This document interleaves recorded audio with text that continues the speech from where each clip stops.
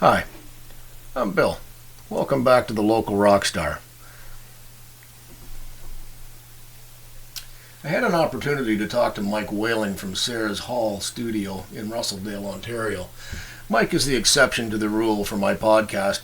He decided and succeeded in becoming a career musician, unlike the rest of us, whether by choice or by circumstance, of either a hobby or an addiction. Mike has quite a few stories, so as a result, he'll be back repeatedly to share more.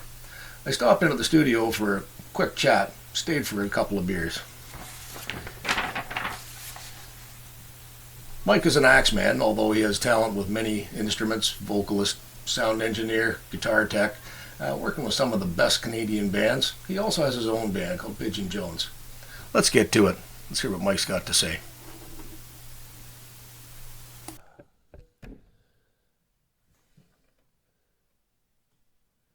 Well, it's rolling. I see an extra red light, yeah. Yeah, so there's the three. Yep. Two's not enough. No. Okay, so I'm Bill, and you're back with local rock star. I got with me Mike Whaling. He's going to tell you some stuff. Listen up. Yeah, some stuff and things. Some stuff. Don't forget about the things. Oh, the things. The things. I don't know if we got time for things. We got time for stuff. Lots and lots of stuff. You can't have stuff without things. Well, Anyway. that's poor planning on my part. Yeah. So, well, So what we're looking for yeah. is we're looking for the good times, the bad times, the shit times, anything that happened while you were basically unknown, learning to play, learning to perform, learning to get along with a band so you could actually play a gig. Anything that happened, and that's what we're looking for: the successes, the fucking losses. I mean, everything in between. Well, there's lots of both. Right. Lots of failure. Well, when did you start? Well, I guess I started playing when I was young, 11. Yeah. Again, my brother got this guitar, and Yep. I would sneak down. I wasn't allowed to play it, but I snuck down to play it. Yeah. And I'd strum away, and just kind of from there, just loved it. Just couldn't get enough of it. It was terrible. Yeah. Like I remember strumming just the strings open, and it was a while later I learned how to tune it. Yeah. And then I learned where to put fingers. It was like magic. Yep. But again, that was back in the day of Guitar Player magazine. Yep. So, like, unlike now with the internet and everything, where I can just go onto YouTube and You learn get a song. a video in You'd 5 wait, minutes. You wait for, and Guitar Player magazine would have 4 songs in it. Yeah. And even if you didn't like the songs, you learned them because they were the only 4 options That's you what had. you're doing for a month till the Yeah. next one comes out. Yeah, and again, like you could buy like tab books at the music store, but they were not cheap, Yeah. right? I have a whole bunch, and I kept them all because why wouldn't you? They're just cool. But and then just away I went, and then just kind of got into it, and like I always sang even from when I was little. Yeah. So that I never put much thought into it. And then I got into the guitar, and then as I got a little older, in high school, got into a musical that, by all accounts, for me wasn't it wasn't a pleasant experience. It really wasn't. Like, Was it pleasant for anyone? I think my mom enjoyed it. She's gonna say that no matter what. I met your mom. That's it. Yeah, that's it. She's right? taking the high road no matter what. No matter what. So with that said, then probably not. But no, and then got in. But again, I met a buddy through that. Is in the whole high school there was really only 2 guys that sang, at least openly, because I was back in the day when you got made fun of for it, Oh yeah, absolutely. right? So then I got roped into this damn play, but my buddy and I became fast friends. Didn't know him from a hill of beans before that, but we became fast friends. So after that whole debacle of the play, we got into singing together, and karaoke was a big one. And we grew up in Hanover, Ontario. Yeah. It was the middle of nowhere, kind of. But Owen Sound had a karaoke bar that, like, Neil would borrow his mom's car on Friday, and that was what we'd do. We'd haul up to Owen Sound and sing Sinatra tunes on the karaoke machine. And that's what we did. It can't get cooler than that, can it? Well, no, I certainly didn't think so. Hindsight's 2020, but we're not talking That's about awesome. hindsight. So we did that. But so you're what, 17 years old? About 17. 17. I was young. And you realized at 17 Yeah. how cool it was going to be to actually sing Sinatra songs. Yeah. Because now it's retro cool. It's the retro. Yeah, and I was just before the curve. Yeah, way before. Way before the curve. And that's insane. That, to Yep. me, that is absolutely Yep. insanely cool. So we did that, and then by 19, by 19, I had already made the foolish decision that this is what I was doing. Yeah. I was going to be a rock star. Yeah. So I moved up to Toronto and got a job in a local music store and put a band together that, I mean, love the guys to death. Still friends with them to this day. Yeah. Not a great band, but nobody's first band is. But put a band together and we started jamming a couple times a week, and we go to jam nights and sit in, which is funny because now if I go to a jam night now, it's like now I want to jam. Or back then it was go to a jam night to put the band up and show everybody we mean business. And Yeah. we didn't mean a lot of business because we weren't making any money. But then from there and I did do a CD in high school. Yeah. Which was again a real learning curve. Not a great CD, certainly not bad. I'm not I'm proud of it for what it was, and that was back in the day when recording was very complicated, and very expensive, and not common. Recording studios were not in everybody's basement, which they are now. Yeah. Right. Well, that H6, I mean, you can do Do you? 100% of what you need to do on that Oh, sure you can. if you want to. Yeah, compared to what you're staring at over there. Yeah. Yeah. When you got, would you say they're 40? That's 42, but there's 24 in Yeah. hooked up currently. So yeah, that's 24 channels, Yeah. and each one requires attention Yeah. at any given time. Yeah. So yeah, that's Yeah. a lot of paying attention. Where the type of recording that I do, Yeah. you can work with the XY. You're getting. We've already learned it takes a little bit more attention than what we thought, though. Yes, because you have to actually hit record. Yes, we got to hit the button. Just to be clear, this is That's right. round 2 of the same recording. That's right. Yeah. So we had a practice round. But no, we made the CD in high school, and it was a great experience. It had its ups and downs for sure. Like I learned a lot, good and bad. But it was a lot of fun, and it went out. And then shortly after that, I moved up to the city and got a band going, and I did the whole we were jamming in a buddy's basement because we couldn't afford to pay for rehearsal space, and why would you pay for rehearsal space when you're not making any money anyway? Exactly. If they'll work on the curve, if they'll just take a percentage of what you're making, that's great. That's perfect, right? Which is pretty easy to make that payment. Yeah. But then we just kind of got going and played. We really played a lot around Brampton a lot, into Toronto, Mississauga. Didn't go east too often. Did make our way west a little bit. Did get to play Lulu's once. Really? Before it closed its doors. Yeah, and that was I was 21, and I remember pacing back the stage. Yeah. Like the the bar was full. It was to capacity. And I remember walking around backstage thinking, what the hell did I sign us up for? Yeah. We got no business being here. If 10% of the people notice my mistakes, we're in trouble. Yeah, it's because it was a lot of That's people. 1,000 people. Yeah. But it was we did have some fun gigs and some opportunities that way. And again, obviously over time, band members changed, got into as it developed, the band got better, and we did another CD, which again was in Toronto was a lot easier to find. Yeah. Just because there was a lot of guys had industrial units that they rented. Yeah. And put studios in them or whatever. And had a buddy that had rented rented an old radio station.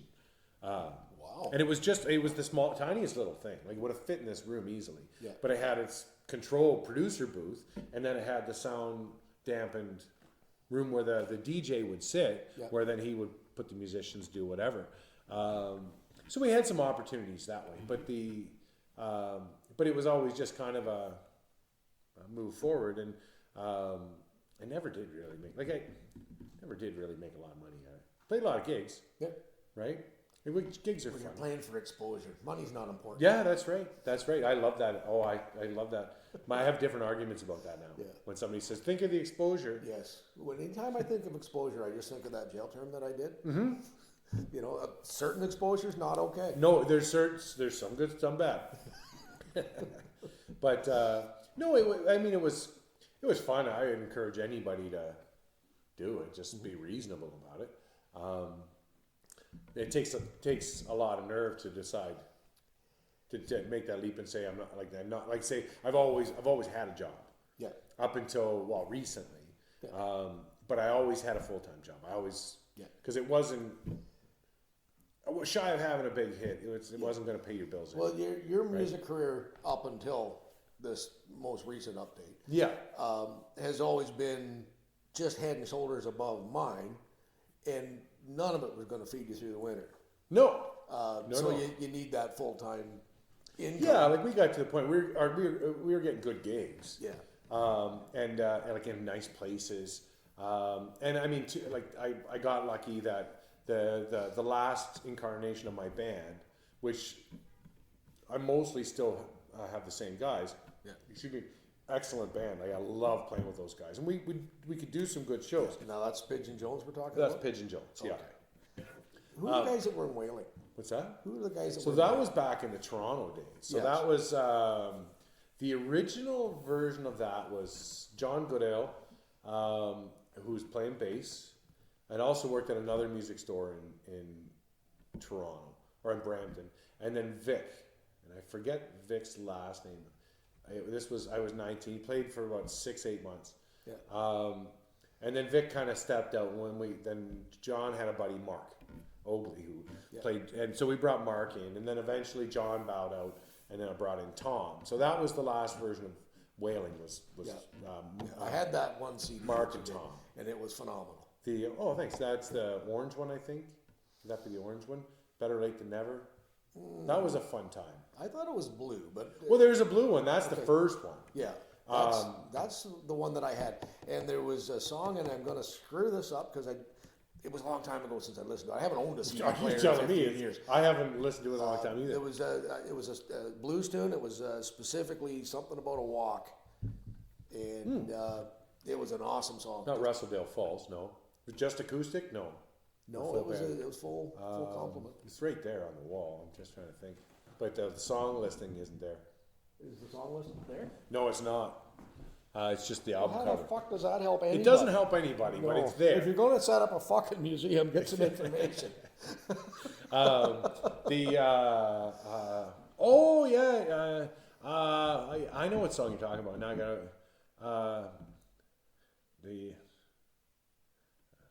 It's been so bloody long. Yeah. All I really remember about it was something about a walk. Yeah, I've been and that I walking. thoroughly enjoyed it. Yeah, I know. I remember. It's been so long, but I know. Yes, that was the first one. No, that was the second one. Okay. That was the orange one. That was fun. We did that in Newmarket Okay. with Dan Preston produced that. That was the first record he ever did. Okay. And funny enough, I still run into Dan years later. Now he's a killer live front of house guy. Yeah. There's he goes out with Big Rec and JJ Wild and Zach Wild, which was his dream gig because he's such a big Zach Wild fan. Okay. But that was Dan's first and I remember going and sleeping on the couch at the studio because it's Newmarket from St. Mary's, so you're talking a couple 2.5 hour drive. So I'd go up for the weekend and we'd have a good time. There was a little buzz around that place at the time. Yeah. Like the guy who owned the studio was managing a couple of bands, and one was starting to get some attention. So there was a fun little buzz going on there. So there's always a chance, right? That's it, right? And you never know. Like it's like again, kind of from as we've been chatting, like you never really know who you're talking to. Yeah. So you never know if this is somebody who's going to help you, hurt you. Yeah, exactly. Right? And until I know otherwise, I just assume, well, one, everybody's just a human and they deserve a certain level of respect for the most Well, a lot part. of that goes with just not being an asshat right out of the gate. There is that, but that's not as common as you'd like sometimes. It's weird. It's Isn't it? weird. But but there was, but again, back in the day in Toronto, like running the scene and crossing paths with bands, and lots of them I've never seen again. I've never heard from again. They never did anything, but some of them did, and and I had the pleasure of knowing them back then. Yeah. But they were the guys that were supportive. Those were the guys that, you know what I mean, the way better musicians than we were. Yeah. But, you know, would show up and stand there with a smile on their face and help out and be supportive, which is massive in the community. Absolutely. Right? Like it's enormous. And again, it doesn't matter what gig you're playing. Yeah. Whether you're playing 10,000 people to a big festival, or if you're playing, again, your buddy's backyard party to 15 of your best friends. Yeah. First and foremost is just being supportive of one another. Yeah. Right. Yeah, absolutely. You know what I mean? Like your buddy's daughter's going to college to be a doctor. Right? You don't snub your nose at her being a doctor because she's going to make more money than you. You support her because Really? well, you do it quietly. I can, though? You can, but you don't do it to their face. I don't even care if it's frowned upon. I'm gonna do it. But you know what I mean? Like Oh, it's I do. about that level of support, and that's where, I mean, kind of while we've been chatting, the like I know, obviously way more musicians that are garage band or the Weekend Warrior pub bands, things like that than I do the Top Shelf Pros, but I know some of those. Yeah. But they have a lot in common, which is that drive to play. They just want to play. They love to play. Yeah. And when they get to the high level just puts there's more pressure on them. The stakes are higher. Yeah. But they still love to play for no other reason than they just love the noise. Yeah. You know what I mean? Like I don't care. I mean, I'm 47, and I still think a loud guitar is my favorite sound in the world. Mm-hmm. I just don't live in my mom's house anymore, so she doesn't tell me to turn it down. That's because you don't appreciate the drums for what they really are. This is true, because I know I could probably be louder. Right? Yeah.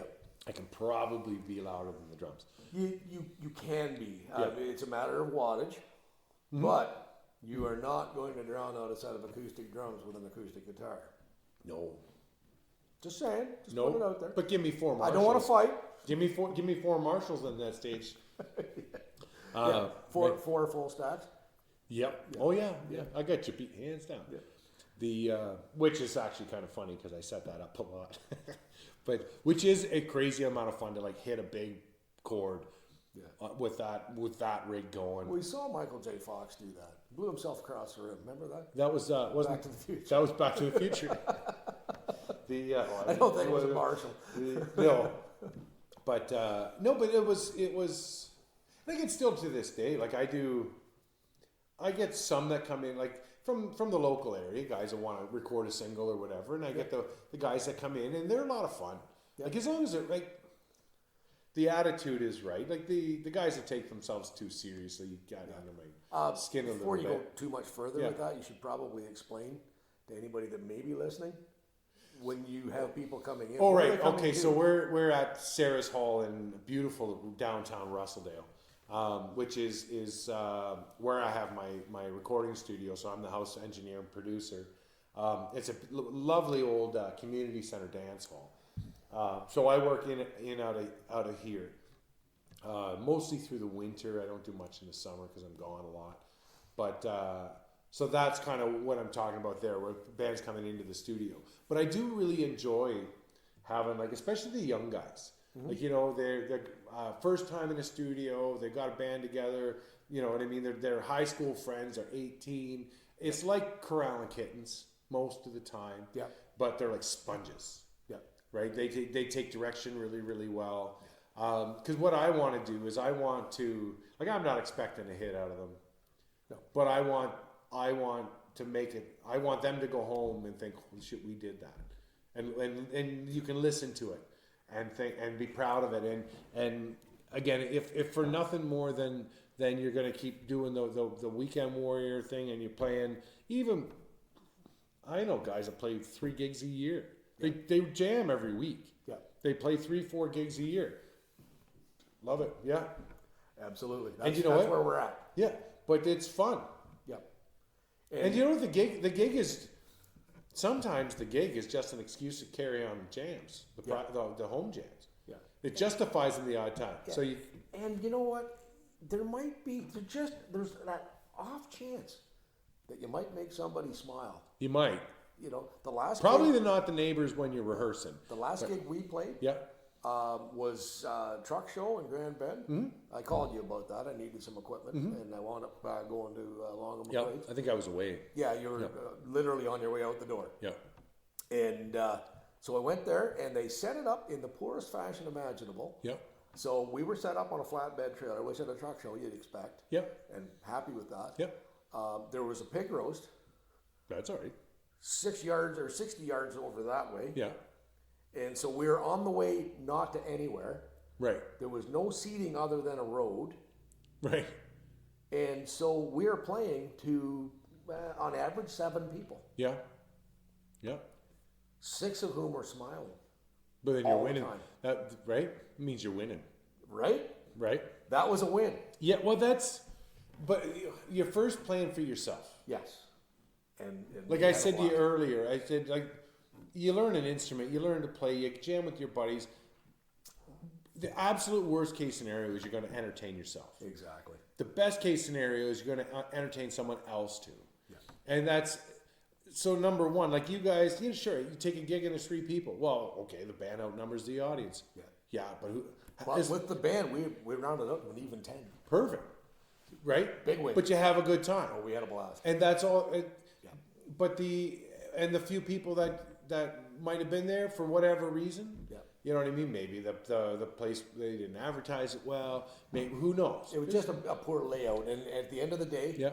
we did get paid. Yeah, We also played what we wanted when we wanted to. Yeah. And to me, I treated it like a jam night. sure. We jammed and we had a blast. We Yeah. drank a couple of beers. We might have smoked a little bit of this and that. Yeah. And we just had a riot. Of course, and as you should. It was perfect. Yeah. For And us. but those are fun gigs. Yeah, we might do 2 gigs a year. Yeah. We don't do many. No, I I mean, did one last year. I'm almost 60. Yeah. We're a power trio. The oldest guys, I think, turning 70 shortly, or just turned 70. Yeah. We're not lugging equipment anymore. No, that's fair. We're not good enough to afford roadies. No, So we're not cheap. where we at? You know. Yeah. So at the end of the day, Yeah. we are that band you were talking about. That, Yeah. Might do a couple of gigs, might not. We might play some parties. Yeah. We leave enough equipment at Alvin's place that we can go and play. Yeah. But we're not booking anything there. No, but you can always just say, hey, you guys want to get together, and everybody shows up. Yeah. And you have a grand old time. Yeah. And Alvin doesn't give a rat's ass. We can show up anytime. Right. Go play. Yeah. If there's people there, that's a huge bonus. Yeah. Every now and then, you'll get a crowd in there that's people that don't want to see us killed.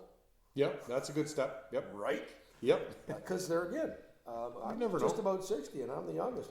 We wouldn't be that hard to catch if they wanted to do the angry mom thing. Anyway, I didn't mean to sidetrack. No, but it's like that's the like again. I played one gig last year with my Yeah. band. We got booked for the brewery around the corner. He does a big party out back, and we play. It's the only one I was able to manage all summer. The guy was gone, and the guys are busy, and you know what?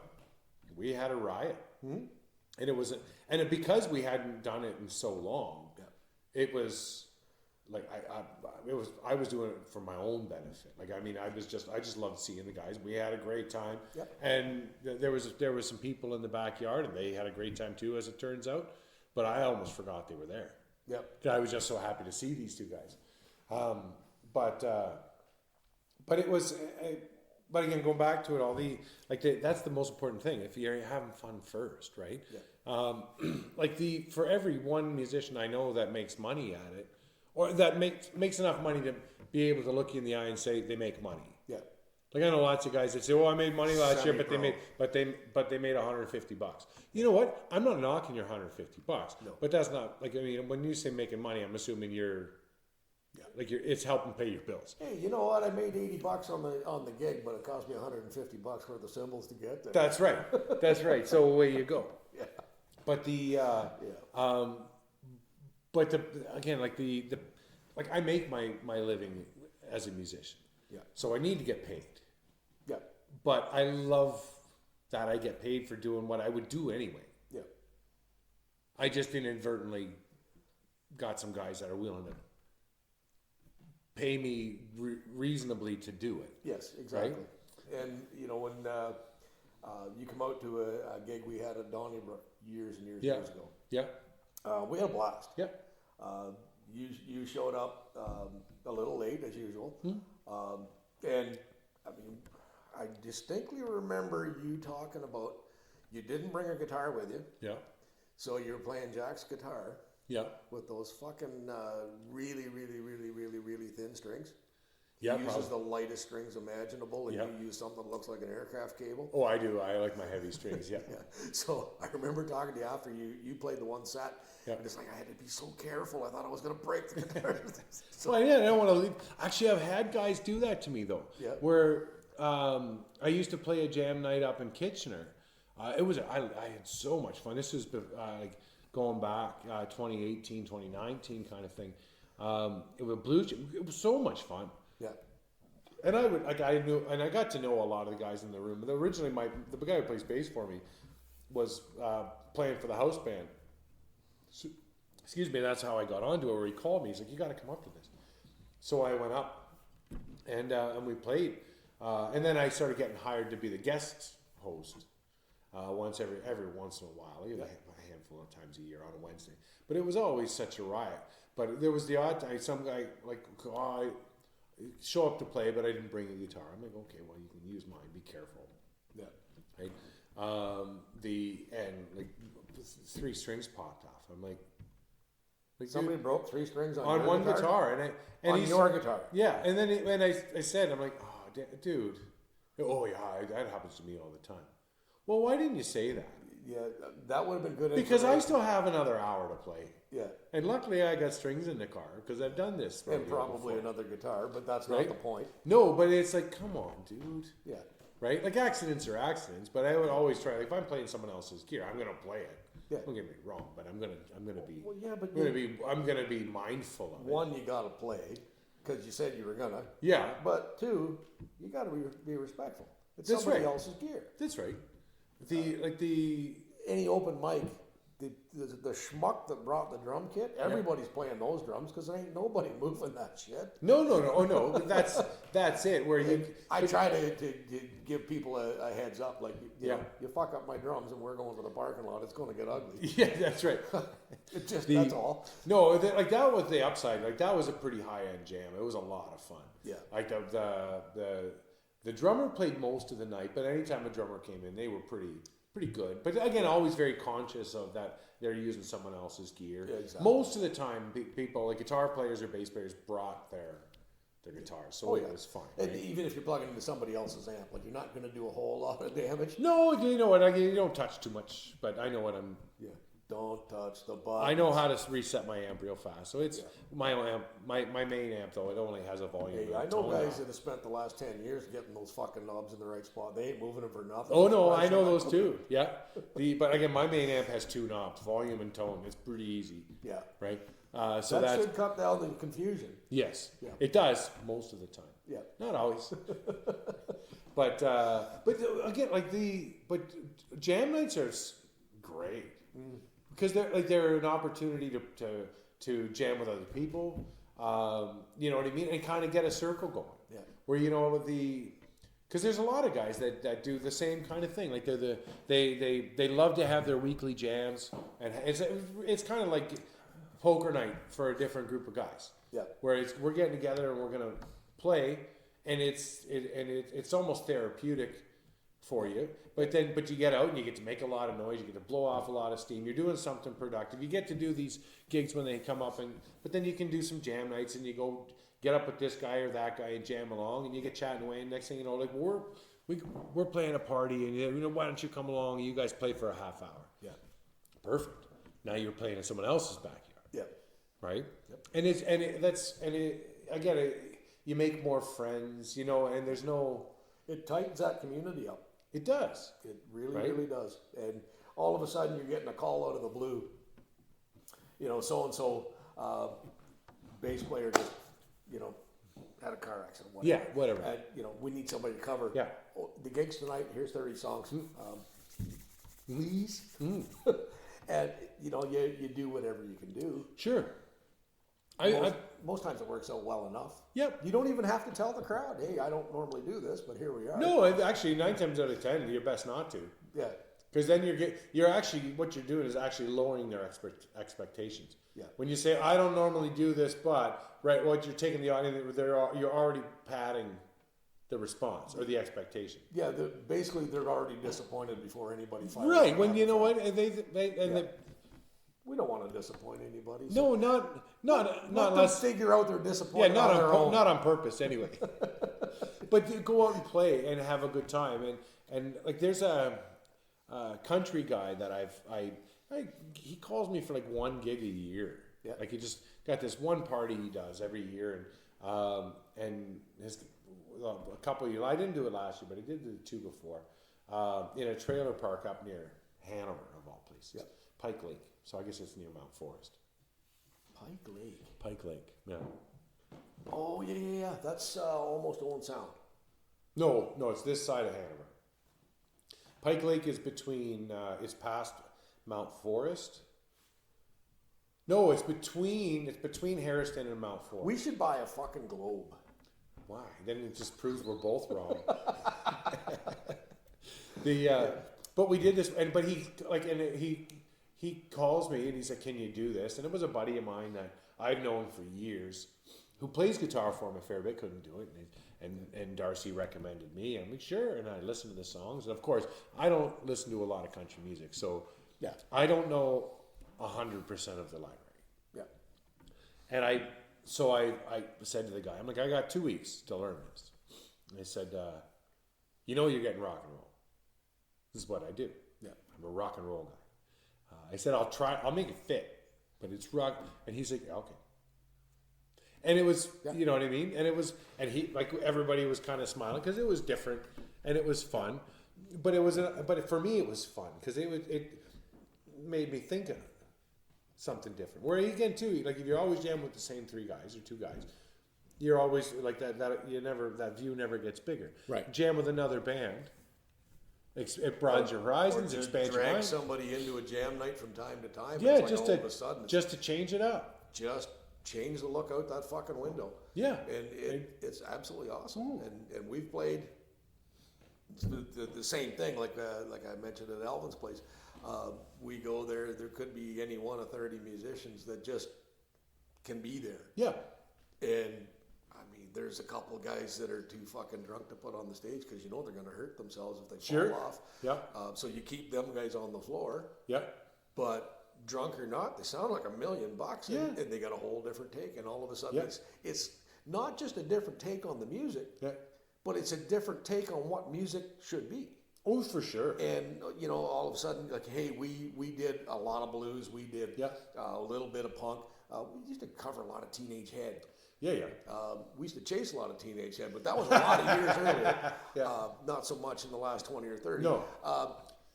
But you're covering these bands, and you get into that. It's not a rut because you're No. mixing up the music, Yeah. but you're still looking through the tunnel. Yes. Yeah. So then you bring somebody else in, Yeah. and the perspective changes a little bit, and all of a sudden you're playing completely different music. Yeah, I've said it a million times. We just flat out don't know what we don't know, right up until somebody shows it to you. Yeah. Do you know what I mean? And it's not an ignorance thing. It's not. It's nothing more than like if you've never been exposed to a certain thing, Yeah. you don't understand it or you don't even know it exists. And some like especially with music, like having somebody that can expand a little bit. Yeah. But again, that can rejuvenate your desire to get back in with the guys and start jamming again. Yeah. Like, well, we've got something new. It's not because at the same time, if you don't expand that library, you kind of get bored. Yeah. We with my band, we have done a rotation, and it's funny because We've been together for 25 years. Yeah, it's a while. Yeah. It's a long damn time. Yep. And so we're playing, and I was at a band practice. Yep. I call it band practice, but it isn't. It's a jam night. Sure it is. You know, and you know, this is going back maybe 2 months. Yeah. 3 months. And remember that song we used to do, Cocaine Cowgirl? Oh yeah, I remember that. Why don't we play that anymore? Yeah. Oh, well, I don't know. Well, let's do that. Yeah. So all of a sudden we're playing it. Yeah. When I do recording, I'm literally recording jam night. Yeah. We don't set up like you have this beautiful studio. Right. We don't do that. What I do literally is I set my recorder up Yeah. so we can record. Yeah. And whatever, it's not something that we've practiced. It's not something that we've done. Yeah. Roy wrote a song 2 or 3 months ago. Right. I didn't bring the recorder. Ah. There's literally a song that he wrote, and we can reproduce the result. I'm not Sure. concerned about that. But the first time out of the gate, it sounded like $1 million. Oh, it always does because everybody's so excited. And Roy, you met Roy. Yeah. He's such a understated but fantastic bass player, and Yeah. the fucker can sing. Don't tell him because he's had. Oh, yeah, that he's had happens, one. yeah. But he writes this song literally about his time sitting on the couch wearing his track pants. Right. He writes a song about that. And it's a great song. Yeah. It's a fucking earworm. Once it's in your head, Yeah, you yeah. can't get it out. Yeah. And I didn't have the recorder with me. Yeah. And that's, yeah, you can reproduce it. But you know, in the studio world, like it's still like when I've got a band going and I got them where they want it, usually it's 3. Yeah. Because after 3, they're starting to think. And then it's no good. Then it was 9 times out of 10, the bulk of the song comes out of the first take. Yeah. Because it's fresh and it's, right? It's exciting. Do you know, for years, my drummer, Stefan, with Pigeon Jones, when I had a new song, I just tell him about it. I never gave him the song. No. Because I always say, I'm like, oh, well, whatever you do. Is that the I'm guy good. that I met in Exeter? Where was it? It was at the At the house by Tim Hortons. no, that was Mark. Mark. Okay. Yeah, Mark was the guy that recorded on those old Wailing records. Okay. Because He would come down for just weekend piss up jams. Yeah. That was a perfect example because those guys, like that band wasn't together anymore. okay. And that was, again, too, like I was married. Now, that was- and everything fizzled out. Mark and Rui? Mark and, oh wait, no, hang, if it was Rui, then that was Carlos. You just can't keep a band together. There was, seems not. But I really like those. They were in Strathroy. Should we take a quick break? Yeah. All right, because I need to take it. Well, that was Mike Whaling Part 1. You may have noticed that the original Part 1 is gone. I had to take it to the bush and burn it. The editing was absolutely terrible, and to do an episode on a music producer and sound engineer, then screw up the production so bad, should be punishable by a few lashes. I am learning as I go, and I'm hoping each episode gets a little bit better. I should have another episode up this weekend. Thanks for listening. If you do want to get a hold of me, drop a note to the local rockstar at gmail.com. Thanks for listening.